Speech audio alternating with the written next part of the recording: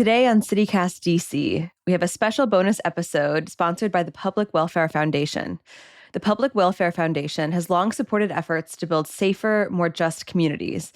And today we're joined by two people leading that work in Baltimore and across the country. This is the second episode of a three-part series. If you've not listened, feel free to go back and listen to the first episode that dropped last week. Stephanie Mavronis is the director of the Mayor's Office of Neighborhood Safety and Engagement in Baltimore, where she's working on the ground to build a comprehensive approach to violence reduction and community safety. David Mohammed is the executive director of the National Institute for Criminal Justice Reform. He's helped cities across the country design and implement strategies to prevent violence, and he's advising Baltimore as it takes on this work.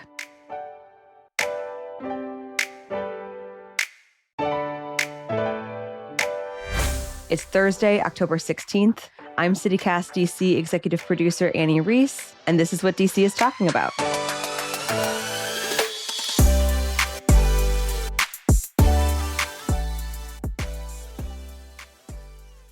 Stephanie, David, thank you so much for joining me. Thanks for having us. Stephanie, let's start with you. How did you first get pulled into this work? So I first got pulled into this work. I was a graduate public policy student. I'm a homegrown Baltimorean.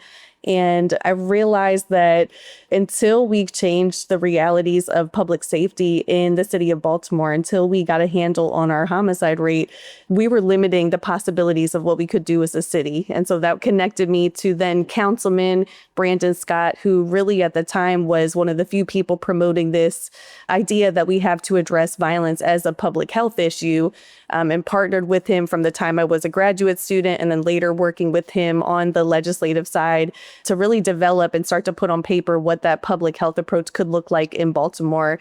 And so I've had an amazing opportunity, unexpected in some ways, to help draft that alongside Mayor Scott, and now in my role as director of Mayor's Office of Neighborhood Safety and Engagement, really help bring the words on that paper to life, and see the implementation side of the work, which has been a real treat and really amazing to see now through this comprehensive approach. The first time Baltimore's ever really tried to take a comprehensive approach, I'm starting to see some real and what appears to be sustained reductions in declines in homicide and non-fatal shooting. And David, how about you? How did you first get pulled into this work? It's a long story, but the short version is a combination of my own personal journey as a teenager, having challenges, being in both the child welfare and juvenile justice system. And then early on, as a journalist, it was my first career, but teaching writing workshops in juvenile detention centers really compelled me and propelled me to do this work for the past near 3 decades, but really working in communities, in cities, seeing the great challenge, but the great need, and my own background is what really compelled me to get into the work. And so, David, if we look at Baltimore, how do you see Baltimore's challenges and opportunities compared to a place like DC? Yeah, I think historically, Baltimore has always been the almost stepchild of the DMV, right, if you will. And it's very interesting now. It is the beautiful leader in the DMV. It's really been quite a change from somebody who went to college in the early 90s in D.C. Baltimore really just had a different reputation in the area and even nationally. And I think that had been the significant challenge. Some of the significant challenges that cities have gone through of deindustrialization and challenges with the economy and challenges with employment opportunities, with the history of structural racism, and with that, drugs and availability of firearms created a deadly mix. And I think to the point Stephanie made earlier, but that this mayor came in with a very clear mandate that we are going to focus on gun violence. We're going to have a comprehensive citywide approach that has paid off.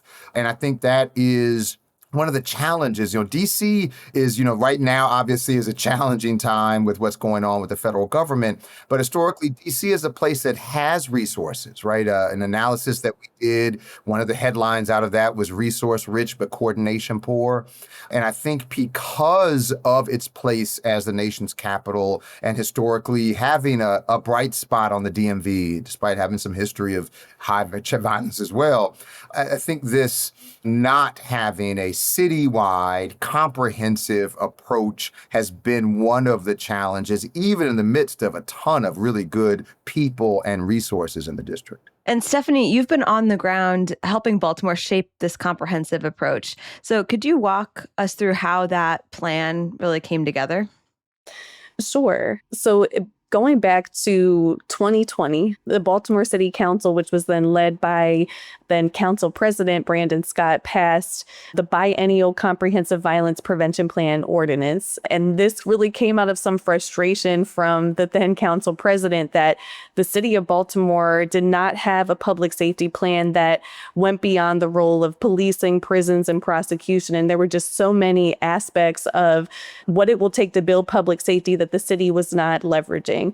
So this put into law requiring the mayor of Baltimore to develop and have on hand at all times a comprehensive anti-violence plan that would take a public health approach, implementing strategies that are trauma-informed, that are focused on reducing harm, that are focused on healing people and communities.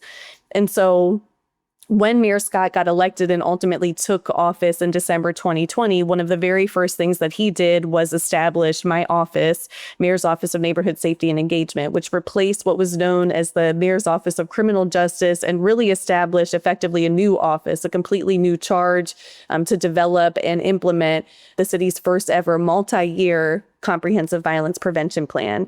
And so that plan was first released in July of 2021. We've since done an update of that plan. All of that can be found on Monty's website.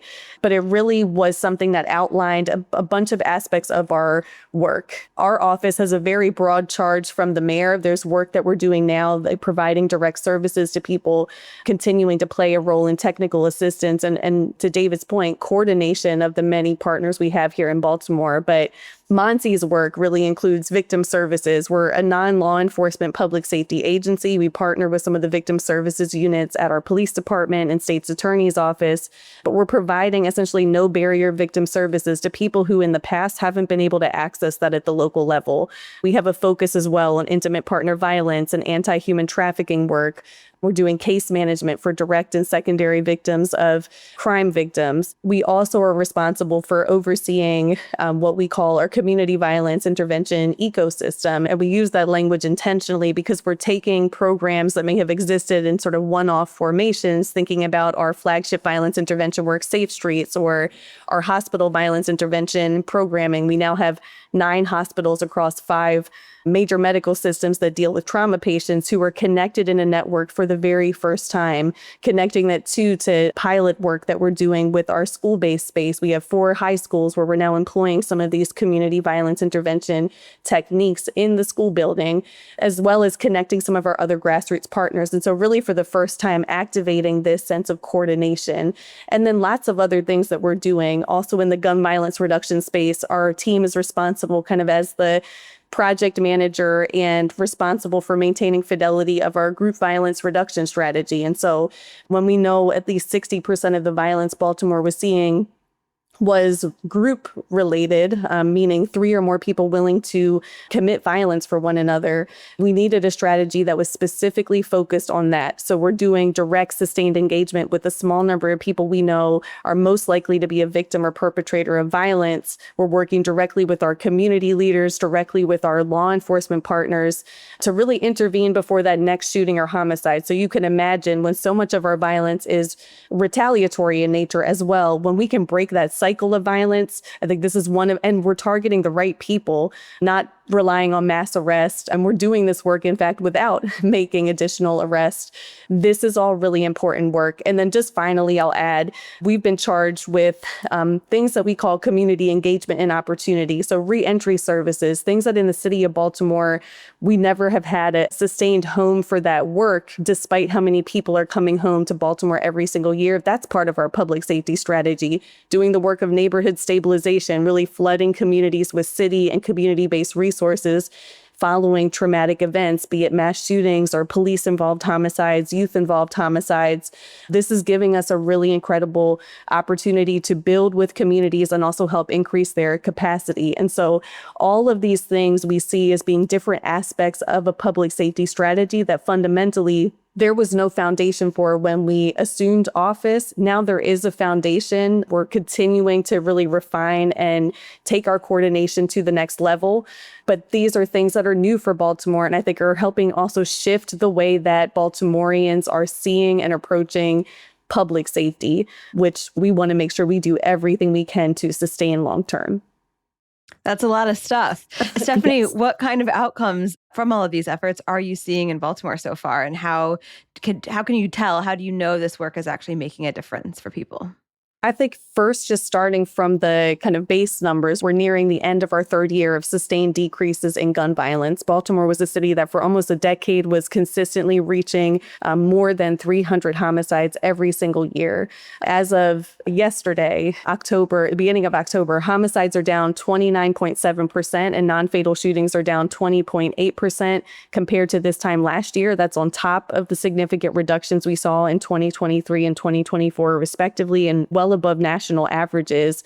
This is the lowest number of homicides that Baltimore's experienced this far in a calendar year since at least 1970. We know that for our group violence reduction strategy, we've been able to reach 725 people with customized communications, really doing that intervention strategy to give people an opportunity to find a pathway out of the life, to take a different path than violence and involvement in violence. And so we've been able to connect more than 300 people at the very highest risk of being involved in violence to life-changing services with our partners, ROCA and youth advocate programs. And what we're seeing is that work works. And almost 96% of the participants have not been re-victimized. About 98% have not recidivated. And so when you're thinking about people who, based on data, were most likely to be involved in violence, those are pretty amazing outcomes. And so we know that this work is working. We want to continue to study it, evaluate it. Our Safe Streets workers have done more than 1,200 mediations so far this calendar year. And so these are just some of the numbers, not to mention, the really powerful stories that we have of people who are experiencing life-changing outcomes for themselves and their families that give us a lot of hope that we're onto something, and we want to make sure that this is something Baltimore can just make its way of operating as we move into the future. Yeah, absolutely. David, you got at this a little bit earlier, but given maybe Baltimore's role as stepchild in the DMV, or how would you really describe the approach that Baltimore has taken and what has set it apart from these things that DC has tried? Yeah, I really think Stephanie laid it out there. You have all of these interventions and services and initiatives and strategies being managed by one office. I think that's a big piece that Baltimore has. So the hospital violence intervention programs, the Safe Streets initiative that does street outreach and violence intervention and victim services and reentry and neighborhood stabilization and the group violence reduction strategy, all of that is managed out of one office, out of the mayor's office of neighborhood safety and engagement. In DC, one of the challenges is you have an office of neighborhood safety and engagement. You have another Office of Gun Violence Prevention. You have another agency that manages the HVIPs, the Hospital Violence Intervention programs. And then you have another that runs a program similar to Baltimore Safe Streets, which is the Attorney General's office. So you have these four separate agencies managing the different initiatives. That's a big challenge that the district has. And one makes it much harder to get on the same page or coordinate effectively. And a couple of things about this. What many people, and I have been one of them, have said about DC is, well, you've got all these quasi-government agencies, because DC is a trip, right? Their probation department is run by the federal government, right? Local judges are appointed by the President of the United States. So it is quite weird. That has always been the case, not just in the current craziness that we have. But to be honest, it's not that different from a Baltimore whose criminal justice system is run by the state, who has different county offices, and whose jails are run by the city, and then whose prisons are run by the state, and whose prosecutors are separately elected and called state's attorneys. And so every jurisdiction kind of has this not just bifurcated, but trifurcated type of governance. And so in that sense, similar options. And I think that I and others have exaggerated the uniqueness of DC's challenge, although at the moment, DC has a pretty unique challenge. I think that the big thing of the benefit of what has happened in Baltimore is putting all of this under one agency, that they're better able to coordinate, they're better able to work with their partners, community-based organizations, and have a sense of consistent management accountability. Just quickly, and I know we'll get into this, is specifically under the group violence reduction strategy, the management process of reviewing shootings weekly to see which ones have a likelihood of retaliation, to get ahead of those shootings, to have a coordination meeting with government agencies and community organizations to focus on the small number of individuals who are at the very highest risk of gun violence, to talk to them in a public health manner, to give them a heads up about their risk, to engage them intensively. That type of structured program, specifically within their GVRS, is another piece that Baltimore has done incredibly well. And Stephanie, we've heard that trusted relationships are crucial to building safer communities, which often can look like life coaching. So can you paint me a picture of what that support looks like day to day in Baltimore? Sure. So the participants I mentioned earlier with our group violence reduction strategy, every single one of them who takes us up on our offer of services is connected to a life coach. We have a service provider, Roca, that specialty is working with young men between the ages of 16 and 24.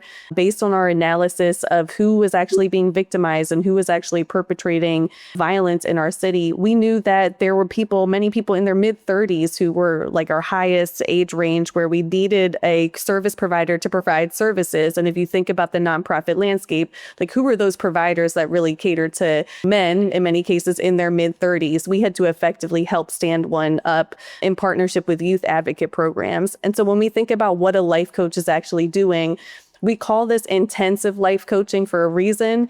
Part of that is relentless follow-up, check-ins with participants, really being there. This isn't just a touch and then following up a week or a month later. This is really consistent work with someone to support them in this transition in their life. So a lot of it looks like connecting them to resources that are specifically tailored to their needs. We are at times connecting them with housing supports. We may be relocating them for their safety. In the case of Roca, they employ a lot of components of cognitive behavioral theory, really to help a lot of their models based on that brain science for younger people, and really everything going that deep, mental health supports. And so just to share a story that relates to this, to make it plain, I think we had a participant in GVRS who was the father of several young people who were on the radar of our juvenile justice system. And their criminal behavior in the community led to this father, unfortunately, being shot several times in front of his home. And so he was able to be enrolled with one of our service providers, and he ended up losing both of his legs as a component of some of his other medical issues that he had going on, as well as the shooting.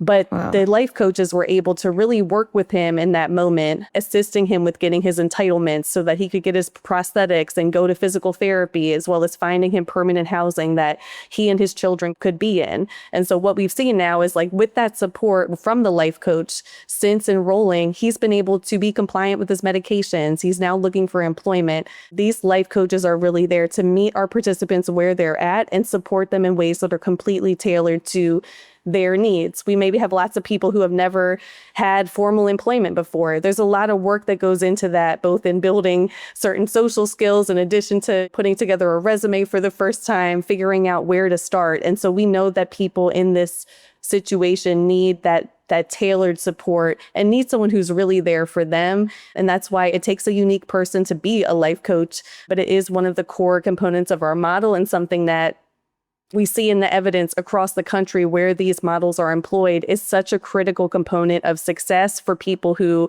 are looking to make that change in their life. And if I That's an could just interesting jump in at point. one other great example, as Stephanie said, we were providing a training to one of the life coaching agencies that on GVRS YAP. And we had a life coach talk about a situation where through the Monzi process, they referred a young man who were concerned about taking retaliatory response to a shooting of his really good friend. This Hmm. person engaged with the life coach, was on their caseload. And a few months into their work together, the life coach gets a call from this young man saying, I saw the person who killed my friend, and I am currently following him and have followed him to a house. But while he's sitting outside of the house, possibly armed, consider that he followed him, probably armed, but calls the life coach to tell them. Wow. And a couple of things. One, the life coach answered. Two, the life coach showed up and said, where are you? I'm coming to get you right now. Picked the young man up and very likely averted a killing, an incarceration. And because of that relationship that had been built, that young man felt comfortable enough calling his life coach and saying, I'm basically sitting outside in wait to shoot somebody who killed my friend. That is just incredible work that's being done in that way of identifying the right individuals and engaging them intensively, what we call specificity and intensity. And so again, just more incredible work happening on the ground there in Baltimore. Yeah, absolutely. To build a relationship like that takes a huge amount of trust on a human to human level. And then also to your point earlier, Stephanie, like I think maybe when people think of life coach, they think of that highly personal relationship, but it's also, it sounds like it's someone helping you navigate bureaucracy too, which can be Yes. really overwhelming for all of us. David, from your perspective, what is it going to take to get everyone at the same table, the community programs, police, the city, so that the response to violence isn't so fragmented? Yeah, and so, this question of trust between life coach and participant is significant. But what's Mm. also significant is trust amongst government agencies and community-based Yeah. organizations. And so that's huge, right? And it didn't start perfectly on day one in Baltimore. And years later, it's not 100% perfect today. But none of that got in the way of doing. I think there's too many places, not just the district, but there's too many places who are saying, we're going to wait until we have the perfect exact environment and everybody's on the same page and we're all singing Kumbaya before we get started. And so what I think Baltimore has exhibited, and it's true in a few other places, is let's get started. We're going to start like the Baltimore started just in the Western District and then expanded in terms of GVRS specifically. And I think that what it takes is getting started. And there's nothing more inspiring and trust-inducing than success. Right? There were a lot of Yes. naysayers about the work of Monzi, about the work of GVRS, until incredible success started to be achieved. And then people were more willing to get on board. And again, not perfect. I don't think we'll ever get to perfect partnership and perfect trust, but sincere and good, and with some levels of firewalls in terms of communication and information sharing that are established so that people's trust are held sacred. But the big thing is get going. And the other thing is what's more important than anybody, anything, any agency is saving lives. And let's put the work of saving lives in front of and above all else. So, David, you've helped cities across the country adopt these strategies. We've talked about how DC, for a variety of reasons, still feels like a bit of an outlier. What is going to help this approach take root in DC? I mean, a couple things. The thing that's great about Washington, D.C., there's some extraordinary leaders who are incredibly competent, who are passionate. D.C. also has some really good resources, even in the midst of the current challenges with the federal government. And so there's a Mm-hmm. lot going on really good in DC. It is this issue of a comprehensive plan, a comprehensive approach that's citywide, that has numerous components. That has been the challenge in DC. In a word, the biggest challenge in DC has been coordination. And some of that is around trust. Some of that is around doing new things. Some of that is around people feeling like I'm doing it. I've got my thing going. I'm not going to make any changes, or I'm not going to coordinate with other people. Some of that is I got to protect my territory. And so I think having a sense of coordination and putting the work above all else, any individual, any organization, is what I think needs to happen in DC. This issue of coordination is not unique to DC. There's great need for coordination in cities and jurisdictions across the country. Yeah. But given DC is relatively small geographically, has really good resources and incredible leaders there, and I'll add really good work happening on the ground. There's violence interrupters and street outreach workers who are working tirelessly to interrupt and reduce violence in DC. It really is bringing it all together and having a coordinated, comprehensive plan and strategy. Stephanie, would you agree with that? When you look at DC from your vantage point in Baltimore, do those same types of issues and things stand out to you? And what do you think that DC is doing well, or where do you see some of the biggest gaps? I think I echo a lot of the sentiment that David shared. I think just speaking from Baltimore's experience, we've benefited from our strong mayor system. We have a mayor who's totally invested in this strategy in many ways. He came in, like David said, as mayor with this as his primary charge and what he wanted to do for the city. And so I could speak to the fact that when we first were in our first couple years of implementing our comprehensive violence prevention plan, when we were first piloting GVRS in the Western District, there was at least a solid year and a half, 2 years before we started seeing major citywide decreases in homicide and non-fatal shooting. And during that time, the politics, the media infrastructure, there was a lot of hits going towards the mayor, a lot of pressure to change the strategy, to return to something that was more traditional, tough on crime, public safety approaches. I think to the mayor's credit, he stood strong and was able to field some of those politics to allow us to continue to stay focused on our primary charge, which was implementing this strategy, saving lives, doing our work. And so I often talk to other cities where they don't have the same level of executive buy-in, or they're not able to have the full authority to do this level of coordination or implementation because they don't have that executive who's fully bought in. And so I think we see that as a really important ingredient. And then for us, coordination is everything. I think for us at Monty, we've spent 2025 really trying to make sure across all those lanes of work I shared within Monty that we're doing a better job coordinating internally. And then we're really stitching in our community-based partners and our institutions on the outside who are playing a role in this strategy into that fabric, so that we really aspire to have a coordination infrastructure that allows us to continue to drive down homicide and non-fatal shooting and other forms of violence and crime in our city. And so that is really important. I think we're a city too that has struggled at times from this competitive landscape. We have a ton of nonprofits. We have a ton of grassroots efforts that are focused on this anti-violence generally. I think they haven't all been invited in before to really be a part of an official strategy on behalf of the city. And so that for us was significant. It was also an organizing project to take on.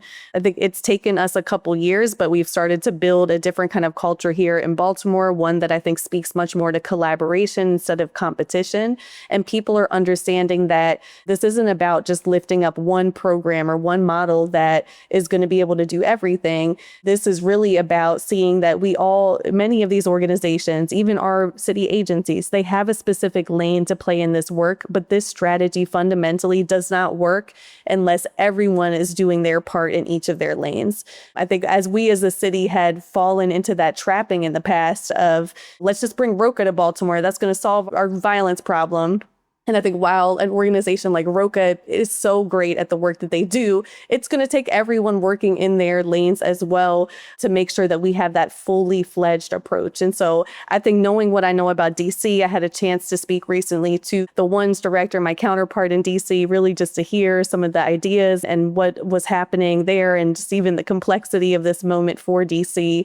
I've had a chance to meet a lot of the people who are on the front lines. And I know that DC has people who are on the front lines, willing to stand up, fight for the city, really willing to continue to push the culture into a space of changing the norms around violence. That when you have people who are that passionate about their city, like you have in DC or like you have in Baltimore, I think all of the core ingredients are there. Now is time to really make sure that it can be brought together and that people are recognizing we may have different approaches, we may have different methodologies or theories of change, but we can be on the same team about stopping violence. And I think DC has all of that for sure. I see David nodding his head. Yeah, just I think a couple of things. The great piece that Stephanie said, collaboration over competition, that is key to success. And then bringing together all DC, as I've said and Stephanie mentioned, is some incredible leaders, incredible work happening on the ground. It really is bringing that all together to bear. And I think that DC can be very successful. So as we close out here, final question for both of you. With all of the challenges inherent to this work, one question that we're asking guests in this miniseries is, what is giving you hope right now? I'll start and just say what's clearly giving me hope is that in 2025, Baltimore is having its lowest amount of gun violence in 50 years, half of a century.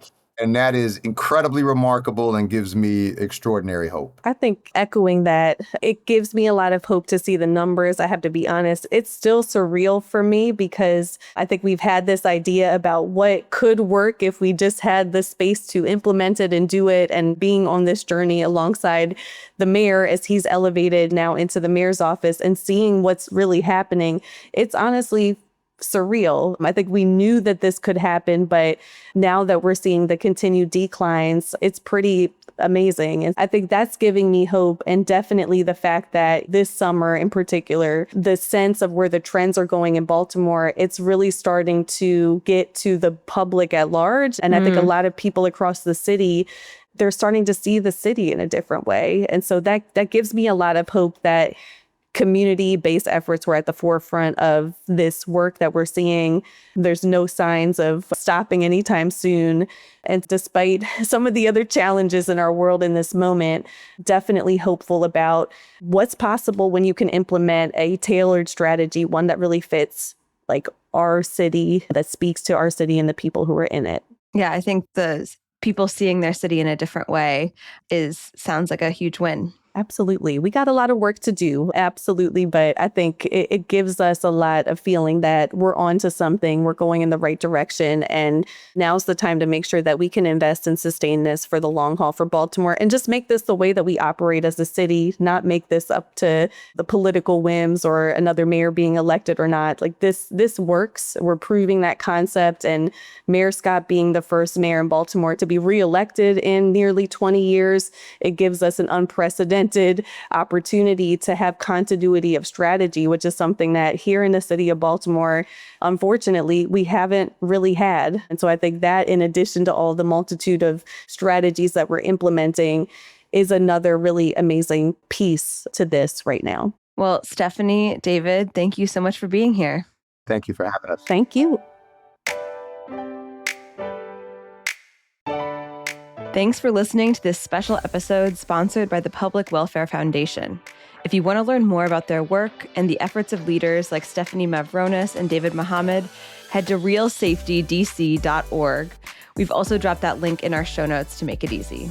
Next week, we'll have the final episode sponsored by the Public Welfare Foundation, and you won't want to miss it. We'll be back tomorrow morning with more news from around the city. Bye.